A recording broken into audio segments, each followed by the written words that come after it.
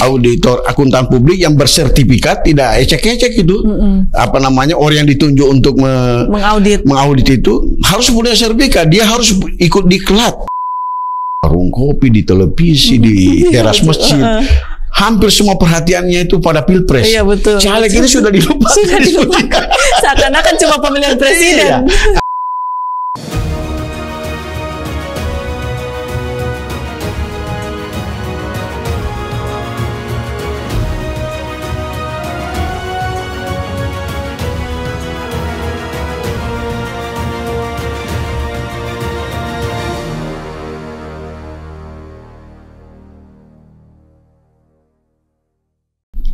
Assalamualaikum warahmatullahi wabarakatuh, teman pemilih, apa kabarnya?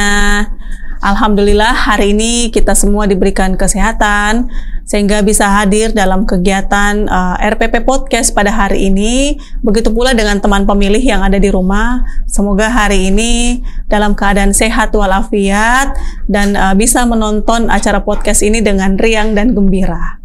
Nah, kembali lagi di RPP Podcast, mendidik dan mencerdaskan di episode atau seri yang ke-24, dan hari ini tentu memasuki tahapan sebentar lagi memasuki tahapan kampanye dan tentunya dana kampanye, maka RPP Podcast menghadirkan salah satu narasumber yang kalau kita lihat sudah tidak asing lagi, sangat familiar bukannya. Beliau adalah Pak Naharudin SHMH, beliau adalah akademisi di Universitas Tadulako dan komisioner KPU Provinsi periode sebelumnya. Assalamualaikum Pak. Waalaikumsalam. Bagaimana kabarnya hari ini Pak? Alhamdulillah. Makin ceria, makin kayak anak muda, langsung hilang bebannya. Sekitar 6 bulan ya. 6 bulan ya.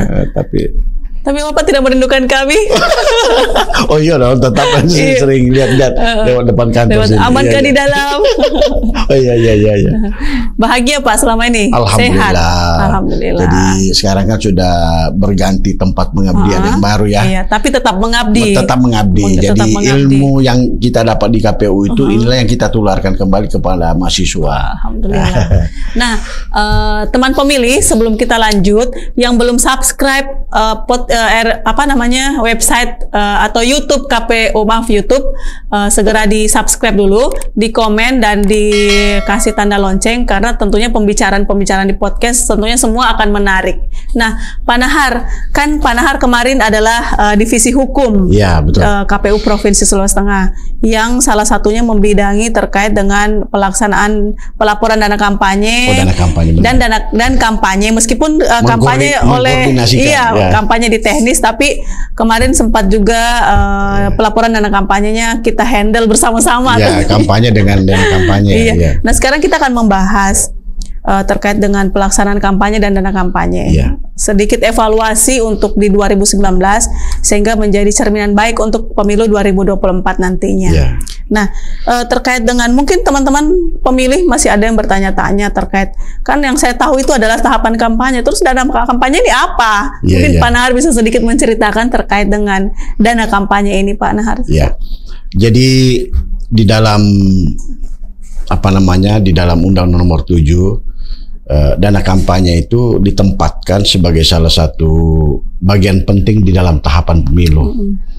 Jadi dana kampanye ini bukan sekedar subsistem dari tahapan pemilu, tetapi dia menjadi salah satu tahapan pemilu. Jadi dia sama dengan kampanye, sama dengan pencalonan, sama dengan dana. Kenapa ini diatur penting? Karena soal dana kampanye ini penting sekali, karena ini memberikan pengaruh besar di dalam proses kompetisi di dalam pemilu. Karena Bu Shirley, pemilu itu kan proses kompetisi untuk memperebutkan jabatan. Nah, dalam proses kompetisi itu boleh jadi seluruh sumber daya itu dimanfaatkan dalam rangka untuk memenangkan pemilu. Iya. Nah, jadi tentu saja peserta akan mengerahkan seluruh potensi yang dia miliki, termasuk dana kampanyenya, termasuk finansial, itu dikerahkan, dimobilisasi dalam rangka untuk mempengaruhi dan meraup dukungan dari pemilih. Nah, kalau ini tidak dibatasi di dalam undang-undang, ini akan terjadi disparitas nanti dalam proses kampanye. akan terjadi ketimpangan antara peserta pemilu yang punya duit, yang disokong dengan donasi yang cukup kuat, dengan yang tidak punya. Iya, betul. Nah, jadi oleh karena itu di dalam di dalam undang-undang ini penting diatur tentang bagaimana pendanaan terkait dengan kegiatan kampanye ini. Makanya di dalam undang-undang itu kita lihat bahwa ada beberapa hal yang diatur di situ. Misalnya, pertama terkait dengan pengaturan bahwa dana kampanye itu penting diatur. Yang kedua, bahwa dana kampanye setiap penerimaan, pengeluaran itu dilakukan proses pencatatan. Jadi transaksi penerimaan, pengeluaran itu wajib dicatatkan. Iya, betul. Kemudian setelah melalui proses pencatatan itu ada namanya proses pelaporan. Nah, kalau dulu kan pelaporan dana kampanye itu kan melalui 3 tahapan. Jadi ada namanya laporan awal, ada laporan pertengahan LPSDK, kemudian dengan ada laporan akhir LPPDK. Nah, jadi sebetulnya itu bahkan di dalam undang-undang itu diberi sanksi tegas bagi partai politik yang tidak melaporkan dana kampanye. Laporan awal dana kampanye, sanksinya itu cukup berat karena peserta pemilu itu bisa didiskualifikasi. Nah, itu kita sudah punya pengalaman di 2014. Ada beberapa dapil yang tidak memasukkan dana kampanye partai tertentu, itu terpaksa kita batal. Bahkan ada anggota DPD yang tidak, betul. Masih ingat 2014 ya. 2014. Nah, jadi oleh karena itu pembentuk undang-undang memahami betul bahwa pengaturan tentang dana kampanye penting untuk untuk penting diatur sedemikian rupa agar itu tadi agar proses kompetisi di dalam kampanye itu ada keseimbangan. Nah, makanya jumlah sumbangan per orang per satu perusahaan itu kan semua dibatasi jumlahnya. Itu semua dalam rangka untuk menciptakan keadilan dalam proses kompetisi dalam pemilu. Jadi terkait dengan dana kampanye itu adalah dana atau uang atau baik berupa barang dan jasa yang dipergunakan oleh peserta pemilu untuk melakukan kampanye. Sehingga ketika dia melakukan kampanye, semua dana yang masuk ini harus dipertanggungjawabkan. Baik besaran dari penyumbang perseorangan, kelompok maupun badan usaha, itu memang ada pembatasan-pembatasannya supaya berkeadilan untuk semua peserta pemilu. Luar biasa. Tadi banyak hal langsung dijelaskan. Masih satu pertanyaan langsung habis. Karena masih baru di KPU kan. Baiklah, sudah selesai podcast kita. Jadi tadi sudah dijelaskan pula terkait dengan bagaimana pelaporan dana kampanye. Ada tahapan-tahapan yang tentunya sebenarnya kalau partai politik atau peserta pemilu ini memahami, sebenarnya itu sangat mempermudah bagi partai politik. Sehingga jangan di akhir-akhir nanti terakhir sudah selesai tahapan sibuk mencari-cari mana. Jadi kan begini Bu, nota-notanya. Jadi saya kemarin saya lihat waktu rapat konsultasi di DPR terkait dengan dana kampanye ini, karena mungkin karena mengingat durasi kampanye kan sangat singkat sekali, sehingga tahapan pelaporan dana kampanye juga, item pelaporan dana kampanye juga itu disederhanakan. Terkait LPS memang itu tidak diatur secara eksplisit dalam undang-undang. Karena ini hanya kebijakan KPU selaku regulator pemilu untuk mengatur. Mengapa dulu kan ini ada asbabun nusulnya sehingga LPS itu. Jadi dulu para perancang PKPU waktu itu diatur oleh IAI, Ikatan Akuntan Indonesia waktu itu menganggap, Pak, ini kalau partai politik itu tidak dari awal kita persiapkan untuk membuat laporan, nantinya mereka di tahap akhir itu akan kewalahan. Betul. Makanya mereka di tengah-tengah itu dibuatkan semacam satu kewajiban agar seluruh sumbangan transaksi berkaitan dengan penerimaan, kan yang di EPS kan yang dilaporkan hanya yang diterima, sumbangan, jumlah sumbangan saja. Jadi transaksi terkait dengan soal penerimaan itu saja yang dilaporkan. Nah, maksudnya KPU itu adalah agar itu mempermudah bagi peserta pemilu agar di akhir-akhir itu tidak keteteran. Jadi dia lebih fokus untuk melaporkan tentang pengeluarannya, transaksi. Karena penerimaannya sudah jelas. Karena yang dilaporkan ini kan dua hal. Yang pertama adalah penerimaan, kemudian yang kedua adalah pengeluaran, kemudian saldo. Iya, betul. Nah, itu. Masih ingat, masih fresh. Jadi betul, untuk dana kampanye sebenarnya sangat sesimpel itu. Apa yang diterima oleh peserta pemilu, apa yang dikeluarkan, dan berapa sisa saldonya. Nah, cuman memang ada orang yang berpikir ketika LPSDK dihapus ini artinya tidak melaporkan, tidak perlu peserta pemilu. Ini mungkin yang harus kita luruskan bagi teman pemilih, bahwasanya meskipun LPSDK dihapus bukan berarti semua laporan dana kampanye itu dihapus. Oh, tidak. Cuman periodenya saja yang LPSDK jadi item ada pelaporannya. Jadi kan begini, di undang-undang itu kan diatur laporan awal dengan laporan akhir, LPPDK. Jadi dua ini kan satu bersifat imperatif. Ya, jadi satu satu kewajiban yang memang diharuskan oleh peserta pemilu untuk membuat laporan terkait dengan berapa dana awalnya. Kan sebetulnya laporan awal itu hanya untuk melaporkan tentang berapa sih dana awal kampanyenya. Betul. Pembukaan rekening. Pembukaan rekeningnya. Saldo pembukaan rekeningnya. Biasa kan ada yang taruh 10.000, ada yang ada yang nol juga kan, biasa nol ya. Nah, jadi saya kira itu fungsinya. Tapi jauh yang lebih itu yang ingin saya tegaskan, bahwa ada cita-cita yang lebih jauh hendak dicapai oleh pembentuk undang-undang. Mengapa sih dana kampanye ini penting diatur dalam undang? Itu tadi itu untuk menjaga agar pertama akuntabilitas dari sisi penggunaan dana kampanye. Jangan sampai dana kampanye diselewengkan dalam rangka untuk money politik. Iya, betul. Nah, makanya nanti di akhir itu kan akan dilakukan proses audit oleh jadi auditnya itu bukan oleh KPU, tetapi KPU itu menunjuk satu auditor independen, auditor akuntan publik yang bersertifikat, tidak ecek-ecek itu. Orang yang ditunjuk untuk mengaudit itu harus punya sertifikat, dia harus ikut diklat yang dilakukan oleh Ikatan Akuntan, baru baru bisa punya otoritas untuk melakukan proses auditing terhadap oleh kantor akuntan publik ya. Oleh akuntan publik itu kan begitu saya kira. Jadi sangat langsung terjawab sih sebenarnya kenapa dana kampanye itu penting untuk dilaporkan. Dan terakhir juga laporan yang dimasukkan oleh peserta pemilu itu harus diaudit kembali diaudit oleh kantor akuntan publik yang tentunya. Jadi memang begini Bu Sherlia, memang ada perbedaan ya antara pemilu legislatif dengan pilkada terkait dengan soal pelaporan dana kampanye.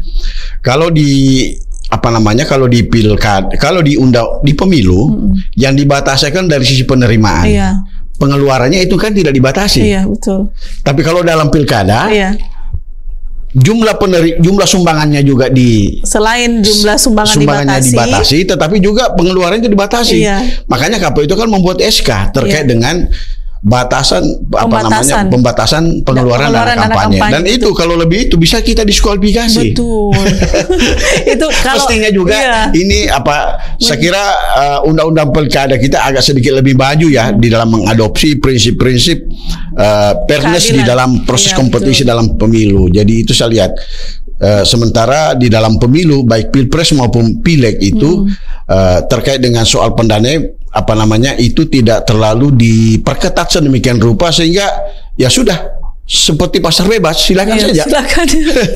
Jadi memang di pemilu 2020 dari 2019 salah satu evaluasinya bahwa tidak seperti di pemilu kepala daerah, di mana ada pembatasan terhadap pengeluaran dana kampanye yang tidak diatur di pemilu sebelumnya. Sampai pemilu 2024 pun tidak diatur. Saya membaca dalam Undang Nomor 7 dan ini menjadi salah satu poin riset saya ya. Jadi insya Allah nanti akan saya buat riset tentang terkait dengan kampanye soal bagaimana dari sisi progresivitas dari akuntabilitas terkait dengan dana kampanye ini dari pileg dengan dalam konteks pilkada. Saya lihat pilkada kita agak sedikit lebih maju karena itu tadi. Pilpres ini sebetulnya jauh lebih jauh lebih dahsyat proses kompetisinya karena melibatkan berbagai kekuatan yang cukup besar. Kekuatan finansial yang cukup kuat, kekuatan power politik. Nah ini kalau tidak dibatasi dari sisi pengeluarannya ini akan sangat berbahaya. Takutnya nanti ada kecenderungan ke arah money politik, Pak ya? Iya, bisa saja. Bisa saja terjadi. Bisa saja. Jadi oleh karena itu Kalau misalnya di dalam undang-undang itu dibatasi, ada satu mekanisme terkait dengan pembatasan pengeluaran, saya kira partai politik akan lebih berhati-hati dalam membelanjakan seluruh biaya-biaya kampanyenya. Meskipun untuk pemilu sebenarnya ada pembatasan terkait dengan besaran jumlah alat peraga kampanye yang akan dipasang, dan juga ada yang dibatasi alat peraganya, tapi soal dananya misalnya kalau 1 triliun misalnya di pas kita ada 1 triliun mengendap di situ, itu uang kira-kira dimanfaatkan untuk apa itu? Nah, menarik juga, betul, sangat menarik apa yang Pak Nahar sampaikan tadi, bahwasanya ada perbedaan dan sedikit lebih maju untuk pengaturan dana kampanye untuk pemilihan kepala daerah, agak sedikit progresif. Dan meskipun sebenarnya di pemilu 2024 maupun sebelumnya, evaluasi pemilu sebelumnya, bahwasanya untuk fairness ini atau keadilan ini, pemerintah dalam hal ini KPU sudah membatasi terkait dengan pemasangan APK, dan semua partai politik karena dibatasi sehingga partai politik KPU dalam hal ini memfasilitasi pemasangan APK seperti itu. Tapi kalau APK-nya yang tidak difasilitasi, berarti yang tetap cetak peserta KPU yang tetap cetakan, dan kalau untuk 2024 ini plus pemasangan, Pak. Pemasangan, jadi cetak dengan pemasangannya. Cuma berarti untuk pendananya dari APBN ya? Dari APBN, betul. Berarti sama dengan 2019 kemarin. 2019 kemarin. Ya, 2019. Cuma 2019 kita tidak fasilitasi untuk pemasangan. Ya, jadi kita saja kan hanya kita minta desainnya mereka, lalu kita cetakkan. Setelah itu kita minta mereka untuk pasang sendiri. Betul. Nah, kalau Bapak lihat sendiri terkait dengan tahapan kampanye, ada sesuatu hal evaluasi untuk di 2024? Ya, jadi sekarang begini Bu Shirley ya. Saya sangat menyayangkan ya. Kenapa pembentuk undang-undang mereduksi durasi di pelaksanaan kampanye 75 hari ini? Karena berdasarkan peraturan KPU, kampanye itu kan dimulai 25 hari setelah penetapan daftar calon tetap. Sedangkan untuk Pilpres itu 15 hari setelah penetapan pasangan calon. Nah, jadi kalau hitung-hitungnya dalam undang-undang itu berarti 75 hari ya. Nah, sebetulnya begini, harus kita tahu roh kampanye itu apa sih? Roh kampanye ini adalah hak peserta pemilu itu untuk mendapatkan dukungan, untuk mengajak masyarakat untuk memilih dia. Kalau kira-kira 75 hari, apa sih yang bisa dilakukan? Untuk mengenalkan programnya itu, itu saya kira tidak cukup durasinya ya, dengan 75 hari itu. Jadi sebetulnya dulu, itu kan cukup lama, 3 hari setelah partai politik itu ditetapkan peserta pemilu, itu sudah bisa running untuk proses kampanye. Tetapi sekarang tidak lagi. Nah, cuma memang KPU membuka ruang dengan sosialisasi ya. Tetapi sosialisasi kan terbatas. Tidak bisa ada kata-kata ajakan. Tidak bisa menuliskan tentang programnya. Padahal menurut saya justru lewat kampanye inilah kesempatan bagi peserta pemilu itu untuk bagaimana mengenalkan apa yang menjadi program dia, apa yang menjadi misi dia. Nah, kalau dengan 75 hari itu saya kira tidak cukup. Tidak cukup. Dan ini semua banyak pegiat pemilu melihat bahwa pemotongan waktu durasi 75 hari itu sangat tidak tepat. Karena publik itu tidak punya alokasi waktu yang cukup dalam rangka untuk mengenalkan kepada pemilih. Jadi nanti kita memilih caleg itu membeli kucing dalam karung. Kita tidak tahu track record daripada caleg yang bersangkutan itu seperti apa.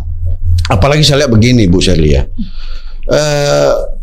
Pemilu serentak ini membuat pileg itu jadi tenggelam. Coba kita lihat diskusi-diskusi di ruang-ruang publik ya, di warung kopi, di televisi, di teras masjid. Hampir semua perhatiannya itu pada Pilpres. Betul. Caleg ini sudah dilupakan. Seakan-akan cuma pemilihan presiden. Jadi saya lihat ini kesempatan bagi para caleg yang bermasalah ini, karena kata salah seorang ahli sebetulnya fungsi pemilu itu adalah mendongkel caleg-caleg busuk. Itu salah satu proses penggantian pemimpin. Jadi begitu ya. Jadi katanya fungsi pemilu salah satunya adalah mengeluarkan pemimpin yang buruk. Nah, tapi dengan mekanisme sekarang kira-kira menurut saya rakyat tidak punya seleksi yang cukup dalam rangka untuk menilai track record daripada calonnya itu. Betul. Itu. Jadi ini terkait dengan pendapat dari Pak Nahar bahwasanya. Ini pendapat saya ya. Pendapat saya. Bahwasanya. Ya ini tidak terkait dengan KPU ya. Ini masukan saya kepada KPU. Iya. Karena KPU hanya pelaksana. Saya kan akademisi ya. Iya. Dari sisi akademisi. Dari sisi akademisi memandang bahwasanya waktu 75 hari untuk melakukan kampanye tidak cukup. Yeah. Tapi nanti Pak, semoga nanti KPU bisa membantu sih, karena KPU menurut saya tidak salah, yang salah kan pembentuk undang-undang. Iya, karena KPU kan pelaksana. Iya, pelaksana. Jadi eksekutif pemilu ini adalah KPU. Jadi dia hanya menyelenggarakan pemilu berdasarkan apa yang diperintahkan oleh pembentuk undang-undang. Ya, saya kira kalau KPU diperintahkan untuk mengelola kampanye ini seperti durasi yang lama, saya kira kita mampu kok. Iya. Tapi maksudnya ini juga menjadi tantangan buat para peserta pemilu, di mana dalam waktu 75 hari mereka harus menuntaskan, mereka harus menceritakan visi dan misinya, programnya kepada pemilih. Nah, kalau misalkan dari sisi mata akademisi memandang ini tidak cukup, ya dicukup-cukupkan lah oleh peserta pemilu. Tapi saya kira apapun ya, bagi peserta pemilu tuh karena mereka ini sudah siap tempur ya. Jadi ibarat mau perang, mereka dalam kondisi apapun sudah siap tempur ya, dengan berbagai persiapan amunisinya. Tetapi itulah menurut saya bahwa saya banyak mendengar keluhan ya dari para caleg. Waduh Pak, ini kalau 75 hari kapan kita, karena begitu dia pasang baliho langsung dicabut. Iya. Meskipun dalam pengalamannya, tapi saya kira ada positifnya ya, Bawaslu membiarkan ya beberapa bulan ini tidak menindak. Saya pikir ada sisi positifnya agar publik itu bisa melihat. Apalagi jumlah calon untuk caleg untuk pemilu 2024 ini kan bertambah. Iya kan, bertambah 10 kursi yang tadinya 45 jadi 55 ya. Jadi ada 810 jumlah caleg untuk DPRD provinsi, untuk itu di luar kabupaten kota, untuk provinsi Sulawesi saja ya. Di luar kabupaten kota yang harus memperebutkan 7 daerah pemilihan. 7 daerah pemilihan memperebutkan 55 kursi. 810 caleg memperebutkan 55 sangat kursi. Ketat ya. Sangat ketat persaingannya. Cuman mereka kalau tadi dibahas bahwasannya memang yang lebih banyak diperdebatkan dan didiskusikan memang hanya pemilihan presiden. Seperti itu Pak. Ya, jadi memang situasinya seperti itu. Jadi menurut saya, jadi dulu kita mengharapkan sebetulnya agar kenapa Pilpres dengan Pileg disatukan, agar proses koalisi antar partai itu lebih awal terjadi. Jadi sehingga, karena kita kan sekarang kan begini, kita ini kan menganut sistem presidensialisme. Jadi sistem presidensialisme. Jadi dalam sistem presidensial itu, maka power presiden harus diperkuat sedemikian rupa. Nah, untuk menjamin itu maka sistem kepartaian juga harus mendukung. Makanya dari awal dikondisikan sedemikian rupa agar proses koalisi antar partai dalam rangka mendukung capres itu lebih awal terbentuk. Makanya itu tadi diserentakkan. Tetapi ini mengandung resiko seperti yang saya katakan tadi, bahwa dengan penyatuan ini membuat perhatian publik itu lebih tertuju kepada Pilpres. Pileg ini diskusinya hampir sepi. Nah, sehingga diskusi-diskusi publik terkait dengan siapa caleg itu, bagaimana track recordnya, itu kita tidak punya kesempatan, karena yang kita diskusikan sekarang ini 3 hal: Anies Baswedan, Prabowo Subianto, Ganjar.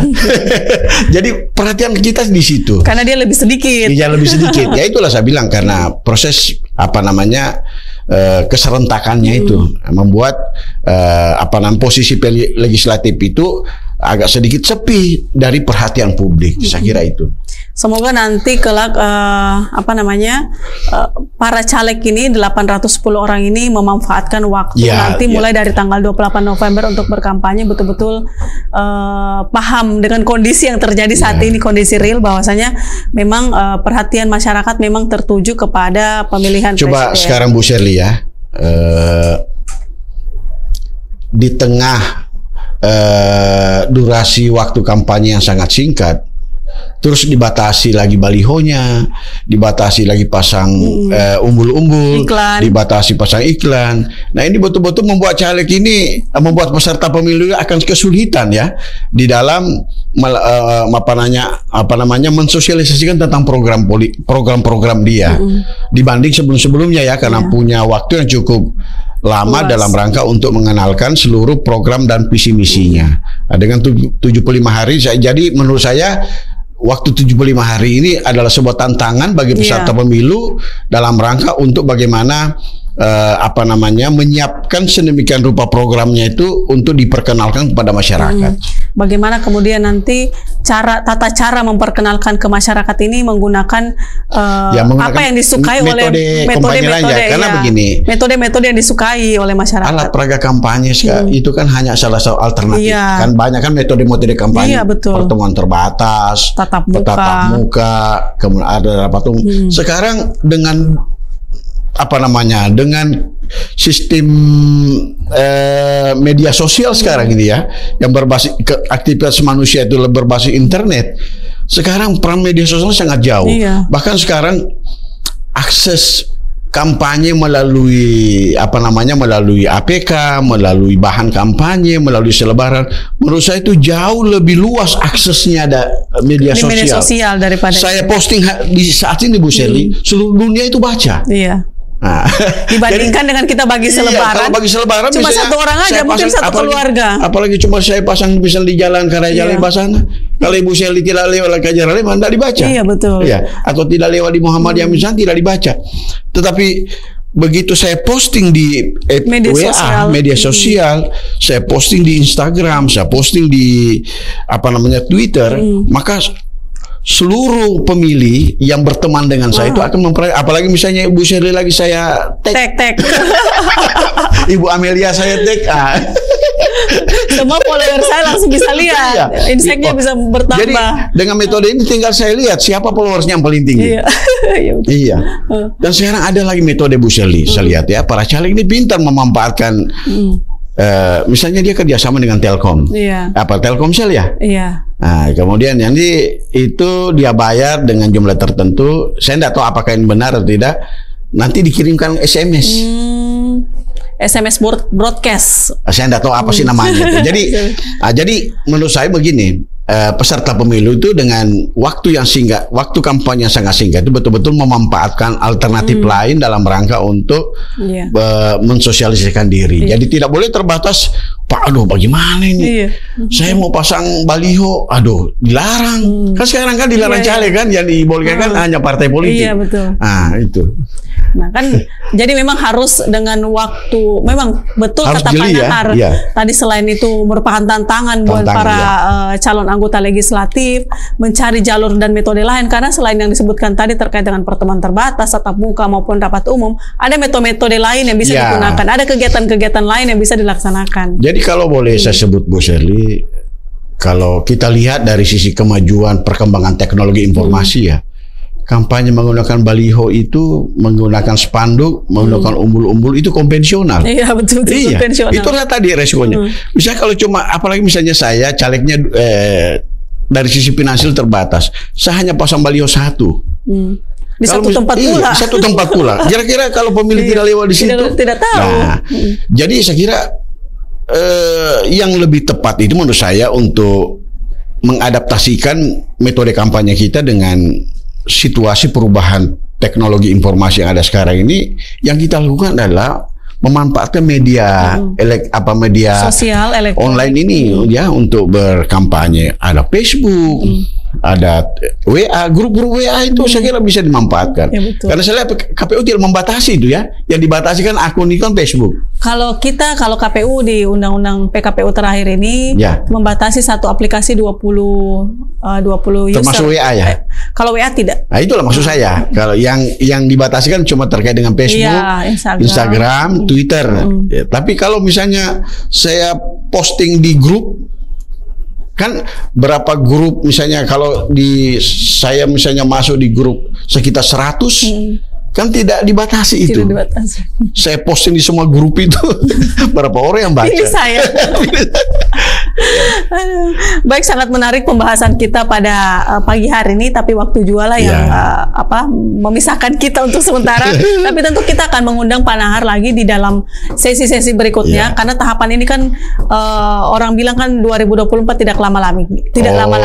Tapi kalau KPU Pak, kita masih ada beberapa tahapan penting yang akan kita laksanakan di 2023 maupun 2024 nanti. Tentunya kami berharap Pak Nahar masih bisa berkenan untuk menghadiri podcast selanjutnya. Yang penting KPU undang, insya Allah saya hadir. Kita akan kembali. Baik teman pemilih, itulah tadi pembahasan kami dengan Pak Naharudin terkait beberapa hal yang sangat menarik untuk dibahas dan disimak dan didiskusikan kembali terkait dengan proses kampanye dan tentunya proses pelaporan dana kampanye yang sangat menarik, baik di evaluasi 2019 maupun di pelaksanaan 2024. Terima kasih Pak Nahar atas kehadirannya, dan terima kasih teman pemilih. Sampai sesi terakhir masih membersamai kita dalam RPP Podcast episode ke-24. Nantikan podcast selanjutnya. Assalamualaikum warahmatullahi wabarakatuh.